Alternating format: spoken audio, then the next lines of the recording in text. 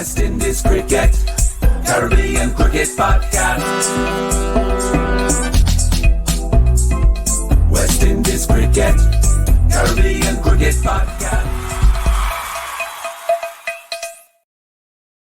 Yes, ladies and gentlemen, welcome back to another quick edition of the Caribbean Cricket Podcast.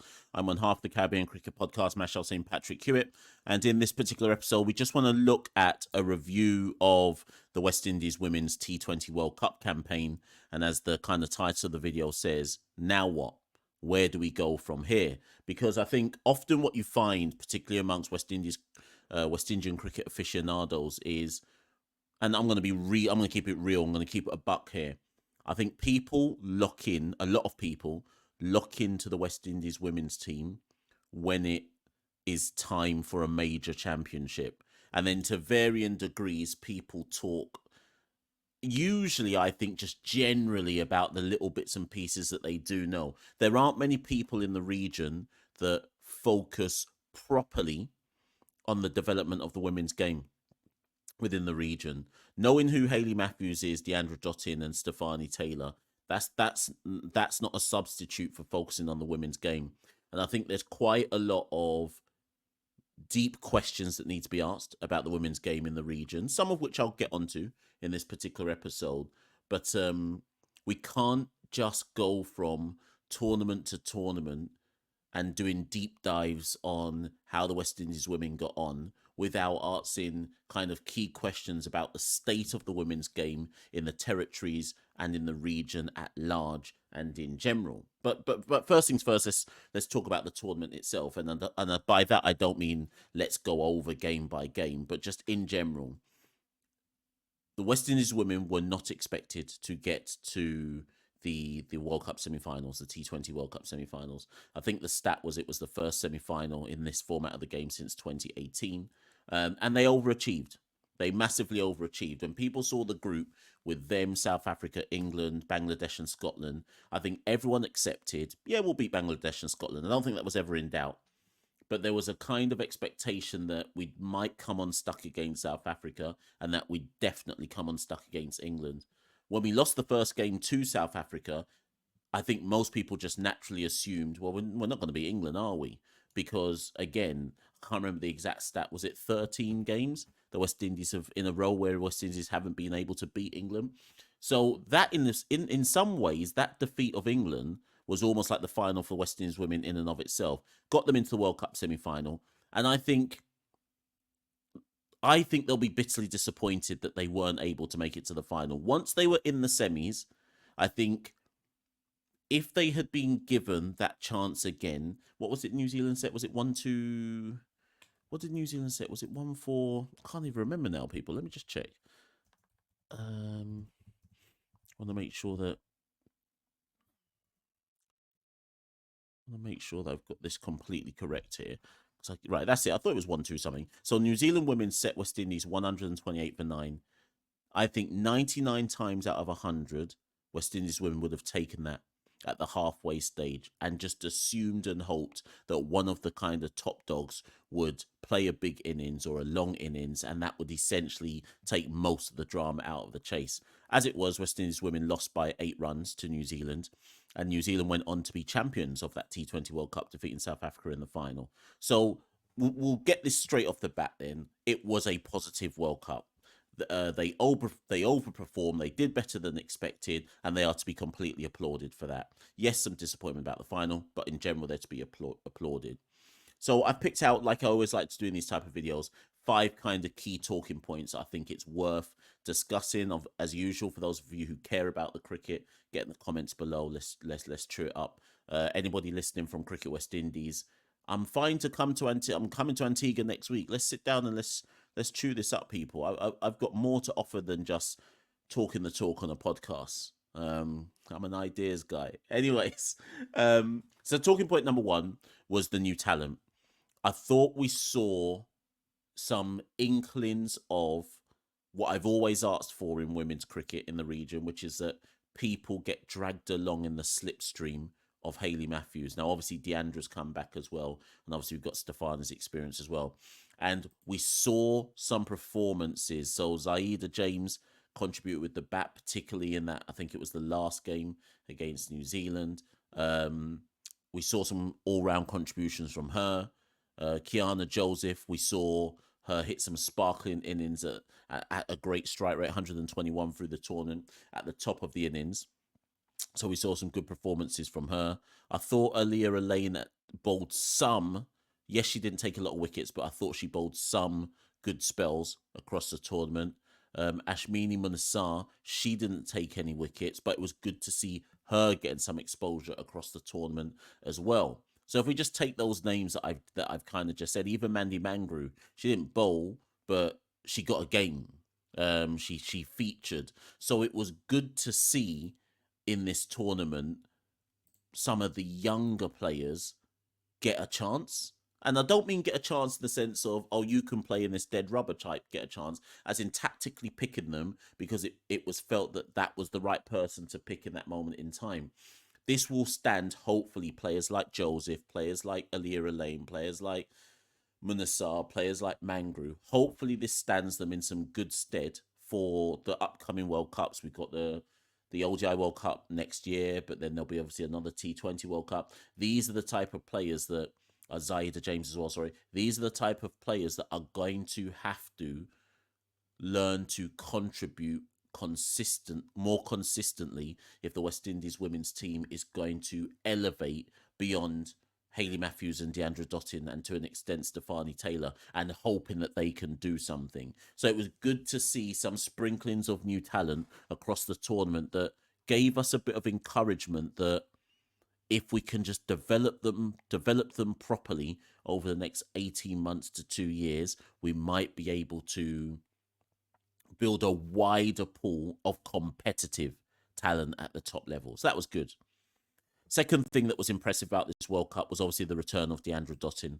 Deandra Dottin was our highest run scorer in the tournament, 5 matches, 120 runs at an average of 40, with an astonishing strike rate of 162, hitting 8 fours and 9 sixes. Nobody hit more sixes than Deandra Dottin in the tournament.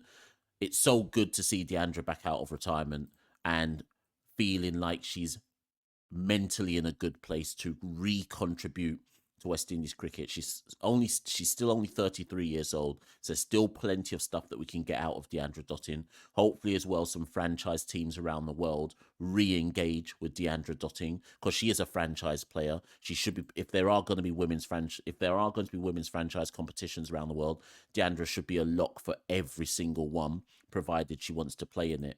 But it's not just that what she did with the bat. More impressive was what she did with the ball. Last time Deandra was playing for West Indies, she'd had so many injury problems that we'd almost got to a point where it's like, oh, she doesn't bowl anymore. But in this match, she, again, in the 5 matches she played, 7 overs, conceding 38 runs at an economy of 5.42 with 5 wickets coming at 8 apiece. She was phenomenal with the ball and in the field. Arguably, Deandra was our player of the tournament. So again, it just helps the West Indies women greatly to know that coming out of that tournament, we knew going into the tournament, everyone's looking at Hayley Matthews. Coming out of that tournament now, we know that Deandra is back, which gives us a second threat that can change the complexion of a cricket match in the blink of an eye. And with some of this new talent being sprinkled into the side, hopefully, for Coach Shane, he's looking at his pieces, his jigsaw pieces, and saying, "I've got something here. I can accentuate the positives of this side and hide the negatives. I've got jigsaw pieces to work with." So that was the second thing. The third thing, and big up Osprey, Caribbean Cricket Podcast supporter, follower for quite some time, active in our Discord group. He's made this point over and over again. So I steal his point with pride and add only a tiny bit to it. His point that he made, particularly on the Monday night call-in show that we did Monday just gone, he said that one of the biggest problems West Indies women's face and the women's game in general face in the Caribbean is there's just not enough cricket going on. So in a calendar year, we have like a T20 blaze between the 6 territories, which is 1 round of competitions only. So let's take this. So your average territory, let's just say Barbados women, you play 5 games if you're lucky in that T20 blaze, right? Then you have the first class championship, which is first class, right? Then you have the ODI 50 over championship, which is 1 round of cricket as well. So that's another 5. So that's 10 games. And then you have the women's CPL, which only has 3 teams in it, which I think play each other twice. So that's another, 4 games? I think that's another 4 games. So in a calendar year, for a West Indies woman who does not have an overseas franchise contract, you're playing 14 games of, I was about to call it top quality cricket. It's not top quality, but you're playing 14 games of competitive cricket relative to the level. And what people have to ask themselves, and what Cricket West Indies have to ask themselves, and what Coach Shane should be pressing Cricket West Indies on is, that's not enough. 14 games plus specialised camps in Antigua at CCG, is that really enough to take these women to the next level? You look at the West Indies academy side, obviously girls academy side, which has been picked as well, the 15 girls who've got the academy contracts. Good that they've got these academy contracts, but they're not based full time at CCG like the boys' academy is based full time at CCG. So are we? The question that we have to be honest with ourselves about in the region, and Cricket West Indies have to be honest with themselves about, is, are they maximizing the amount of developmental opportunities for the women to get better? As things currently stand, the only women that regularly get contracts outside of the region are Hayley Matthews, who can play in whatever franchise league she wants, and to an extent, Deandra Dottin, now that she's back, can probably play in whatever franchise league she wants. Outside of that, no other Caribbean woman is getting regular franchise deals or any franchise deals. So what is the roadmap to develop these women beyond their current trajectory? Can they even have a trajectory under this developmental system? So that I think there's big questions to be asked about that. Now, obviously, we've just seen New Zealand women win the World Cup. They don't have a better developmental system than Australia, England, and India, but they still managed to win a World Cup. So it's quite possible to get more bang for your buck. It's quite possible to overperform relative to your structural or lack thereof developmental processes within the region. But over time, you can do that. You can do that every other random tournament, maybe. But over time, the proof will be in the pudding. If there's no real structures in place to take the game forward for women in the region, you cannot realistically expect them to overperform like they did in this T20 World Cup. So that's point 3. Point 4. I'm not sure how many people in the Caribbean know this, but as things currently stand in the ODI championship, the women's ICC championship, to qualify for the ODI World Cup. So India are the hosts, so they've already qualified. Along with them, England have qualified, South Africa have qualified, and Australia have qualified. So that's 4 of the automatic places gone.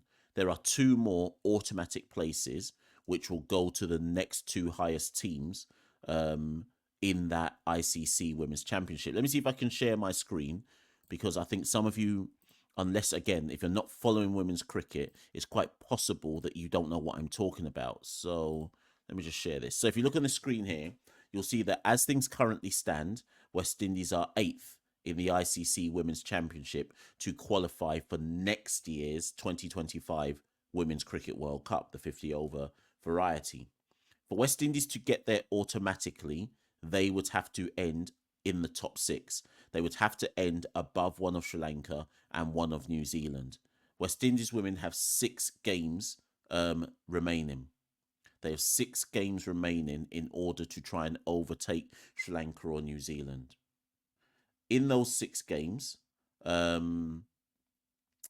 will be playing 3 away in India and 3 at home versus Bangladesh. Those are the 6 games. So let's just say, argument's sake, they win the 3 against Bangladesh, which I think would be, it would be fair to say that that's feasible, right?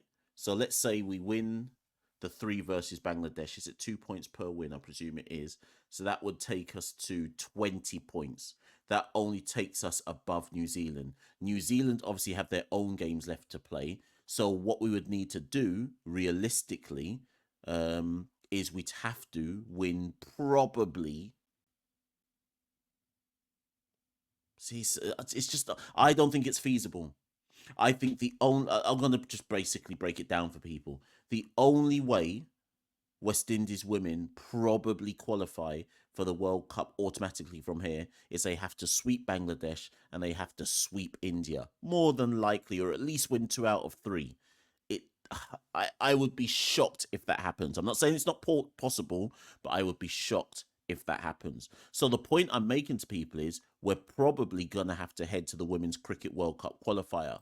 So let me just show you on the screen what the Cricket World Cup qualifier will look like. Because again, it would not surprise me if a lot of people in the region have not paid any attention to. Let me see. I'm not sure if 1 second, people. Yeah, it wouldn't surprise me if a lot of people haven't paid any attention to the fact that West Indies women are probably going to head to a World Cup qualifier. Now, in that World Cup qualifier, it will be made up of 6 teams, of which 2 will go through to the World Cup. So the Women's World Cup will have 8 teams in it. 2 will come from the World Cup qualifiers. Those World Cup qualifiers at this moment in time are likely to include Pakistan, West Indies, Bangladesh, Ireland, and then the next 2 best teams from the ODI rankings. Okay, so the teams underneath the kind of top 10. Only 2 would go through. You would expect that one of those 2 would be West Indies. You would expect, but it's just more for me to show people that just because we overperformed in a T20 World Cup, that does not immediately correlate. That does not immediately correlate to the notion that we're going to go to the ODI World Cup and we're going to overperform there as well. Yes, we got to the semi-finals of the last ODI World Cup because somebody pointed that out to me the other day. I'm like, oh, but Mash, we got to the semi-finals of the last ODI World Cup. Yeah, but that was 3 years ago, well, 2 years ago now, and that was an overachievement in of itself as well. And it goes back to my point. Without developmental structures in place, how realistic is it that you can expect West Indies to always overperform? And so I just think people just need to be mindful of where we're at from an ODI perspective. Yes, Deandra is back. Yes, you would assume we'll have enough about us to qualify for a World Cup. But once we're there, do we have the next stuff that we need to kick on? I think we have to be very mindful of that. And then the last thing that I just wanted to pick up from the World Cup is pace. I still have huge question marks about our pace quotient. At the moment, it's Shamila Connell, Chanel Henry, and Aaliyah Elaine. I'm not saying they aren't good. That's not my point at all. My point more so is that, and yes, this World Cup was held in Dubai, so yes, inevitably there was a lot of spin bowled, but I'm just mindful. In my head, I'm always just like, do we have enough in the pace department? And I just think that Coach Shane should be identifying that as an area that will need to improve as well. The next World Cup, Cricket World Cup, is in India. So again, you may well say, well, we're going to go spin heavy. So yeah, we might need to improve it, but it's not the priority right now. But it's just an obvious weakness that I think that I've noticed over the last few years. And obviously in this World Cup just gone, no real wickets were taken by pace. It was basically spin that dominated when it came to West Indies women in terms of wicket taking capacity. So quite a few points there. I'm sure there's more things I could have said. There's things I probably missed out. We could be talking about the fact that some of these players have got 1-year international contracts. Should they really have them? But it is what it is. Just to remind people that these are the 15 players with the contracts. Shemaine Campbell, Hayley Matthews and Stefani Taylor have 2-year contracts with the Cricket West Indies. So, and this is professional contracts. So they are expected to be training day in, day out, getting better as professionals. But again, remember, can you do that in your own territory, which may or may not even take women's cricket seriously? Again, big questions. Anyways, here's the remaining players. Aaliyah Elaine, Shamila Connell, Deandra Dottin, Afi Fletcher, Cherry Ann Fraser, Chanel Henry, Zaida James, Kiana Joseph, Ashmini Munassar, Shadeen Nation, Karishma Ramarak, and Rashada Williams. There's quite a few players there who weren't involved in the World Cup. Cherry Ann Fraser, Rashada Williams. Rashada was doing really well about 18 months ago, 2 years ago, has fallen off a bit. So there are players out there who we should also be keeping an eye on, who weren't involved in this World Cup, who could also be part of that cadre of talent that go in Deandra and Hayley's slipstream and therefore upskill the women's team by default. But we shall see. Anyways, people, get at me in the comments below. I've been meaning to do this video since the weekend, but you done know. Work is busy, life is busy, Santoki is busy, so things will just come as and when. Comments below, like the video, share the video, subscribe. You can find the Caribbean Cricket Podcast everywhere. Just type it into Google. You'll find all the handles: X, Instagram, Facebook, TikTok, Snapchat, not Snapchat, OnlyFans, everywhere.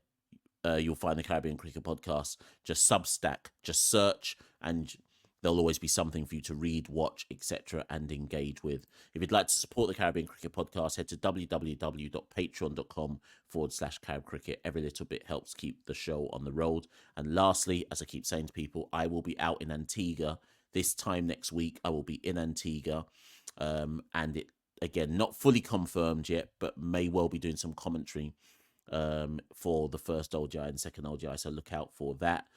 Any particular content you lot are wanting me to produce when I'm in Antigua, let me know. But certainly going to be heading to CCG to interview some people, watch some cricket there. The Ute men obviously are now there full time, so on and so forth. So people, anyways, I've been Machel St. Patrick Hewitt, one half of the Caribbean Cricket Podcast. As ever, like, share, subscribe, and stay locked in for some more content very, very soon.